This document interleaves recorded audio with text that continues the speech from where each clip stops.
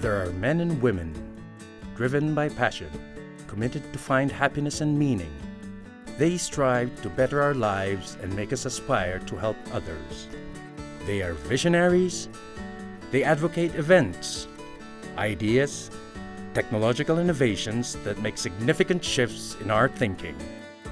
To make a better future for us, they pursue game-changing inventions that make us change the way we think, we live, we carry our lives, the way we see things. We ask ordinary people about their ideas and what they believe are game changers. Journey with us as we tell stories of these visionaries and their game changers.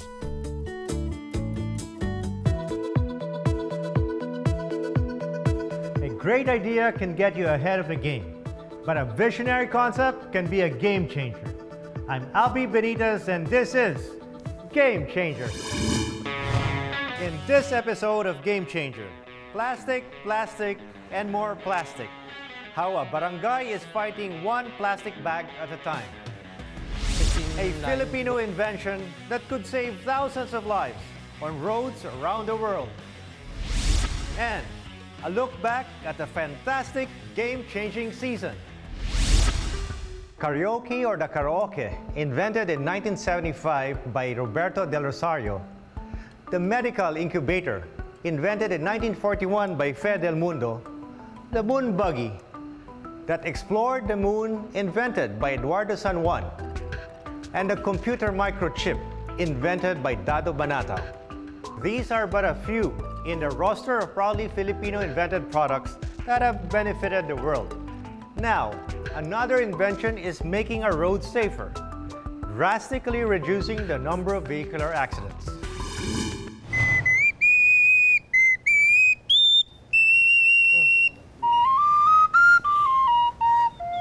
For kids growing up in the 80s and 90s, this musical instrument would sound so familiar. When the King Flute was invented in 1981, it was a game changer.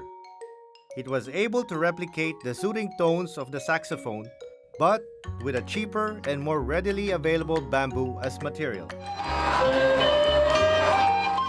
Now, the King Flute is known worldwide, garnering admiration through international concerts. Ang bamboo flute na ito, ang pangalan nito ay King Flute. Ang naka-imbento talaga nitong una ay yung asawa ko noong 1981. Pero kaming dalawa ang laging magka-partner dito sa invention na to.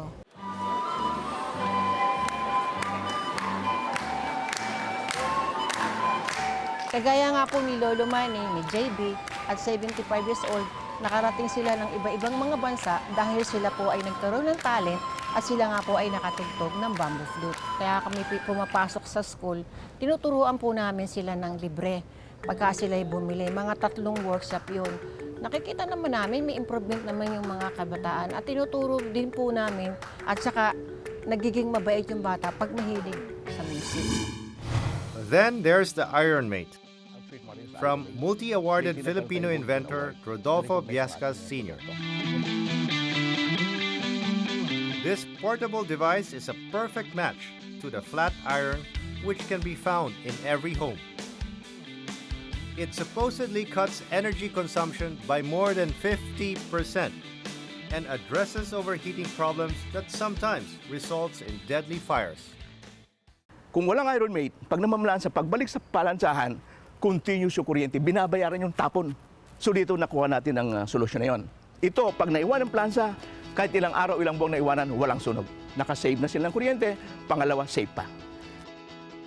And now, there's the leak sealing valve, the brainchild of inventor Melchor Henyosa.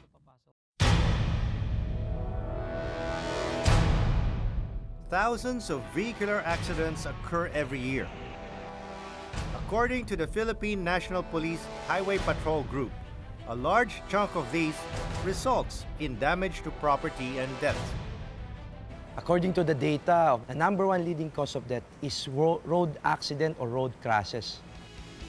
Though accidents are mostly caused by human error, mechanical defects or problems in the vehicle also come into play in a lot of cases.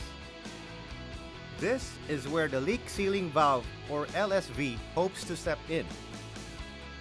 Melchor Henyosa was a driver for 13 years, and this is how he got the idea of the LSV. It is basically a device that prevents depletion of the brake fluid that causes cars to lose their brakes. When the brake for one wheel fails, the fluid still flows to the other wheels. So although impaired, the brake system still works. Ang trabaho niya, nag-automatic shut off siya. Pagka nag-deplete yung fluid, automatic sumasarado yung nagte-tapered siya. So pag pump mo ulit another yung brake pedal mo, may preno ulit yung undamaged wheels brake mo. So no need to repair on the road, diretso yung biyahe mo. It took more than 5 years and 6 models to finally perfect the LSV. Now, with the help of his investors, the LSV is up for public release. Na-save mo yung buhay mo, na-save yung pasahero mo, pati yung mga nasa karsada, hindi ka pa naabala, dire-diretso. Tapos kahit isang linggong gamitin mo pa yung sasakyan mo na hindi ka pumunta sa gawaan, pwede siya. Kaya tingnan natin, paano naman kaya kung magsabay na tumaga sa magkabila. Kaya tanggalin natin parehas ang bleeder para makita natin kung ano mangyayari. But Henyosa's brain can't seem to stop working. Even now, he is already working on LSV's leveled up version. Ang HLSB po, magkakaroon tayo ng console. Meron po siyang magnetic sensor para mag-deliver sa driver ng information regarding sa adjustment ng iyong preno at kung alin yung nag-fail dun sa iyong preno. Manuel Castañeda is the first to buy the LSV from Henyosa before its public release. In 2013, Castañeda and his family fell into a ravine in an accident that claimed the life of his mother. Palusong yon ay na-lost brake yung aking jeep. So kami po ay nakaranas na umikot sa ere dahil sa pagkakawala po ng preno ng aking jeep. Kaya sa halip na po yung kasiyahan na aming gaganapin sana na family reunion, ang nangyari po ay puro kalungkutan yung inabot namin. Now, all his 3 jeepneys have the LSV. He even encourages his fellow jeepney operators to buy for themselves. Paparahin natin dito yung ating sasakyan, tingnan natin kung talagang titigil.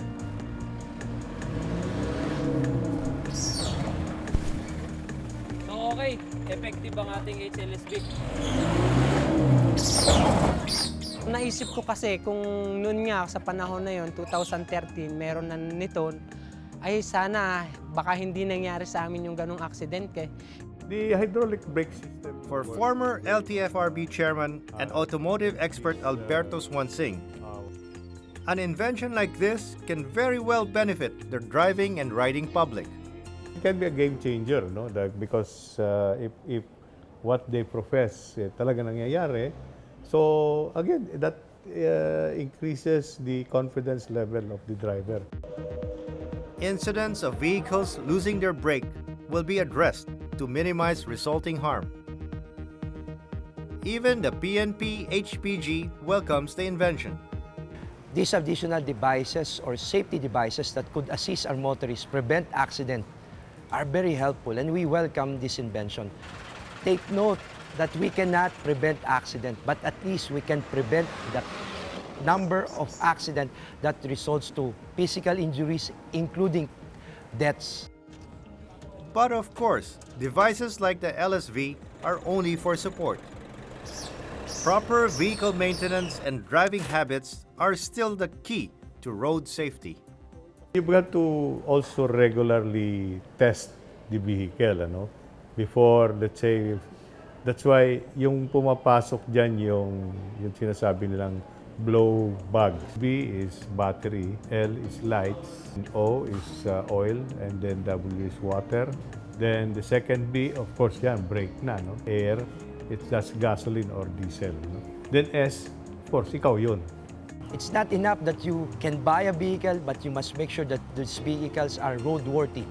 Not only our brakes should be working, but the general condition of the vehicle itself. Last one is our discipline. It all boils down to basic decency, our driving habits.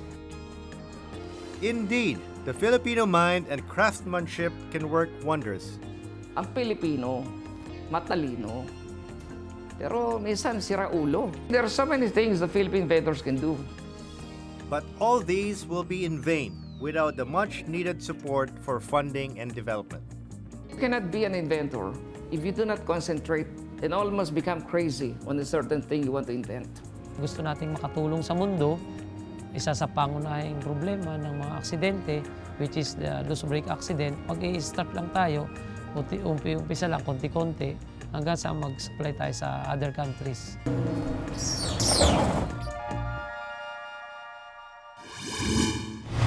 When it comes to creativity and ingenuity, the Filipino never comes short.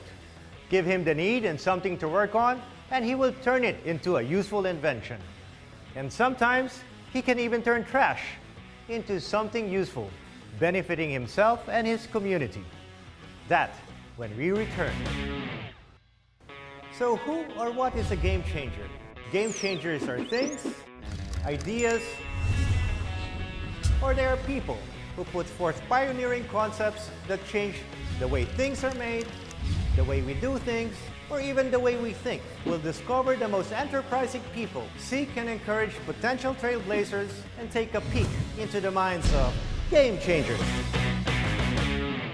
Midas Hotel and Casino, a contemporary, design-led lifestyle hotel in the majestic hub of Manila with fabulous views of sunset on the bay. Midas offers designer amenities and guest rooms and suites, supreme restaurant options for sumptuous enjoyment, event studios for corporate meetings and vows, and a casino with world-class gaming. Here at Midas, we make days into moments. Sparkling creativity, it's stylemanship by Midas. Are you a game changer? Do you know somebody who is? Are there ideas or concepts that are changing lives in your community? Simply click her website and help us spread these inspiring stories.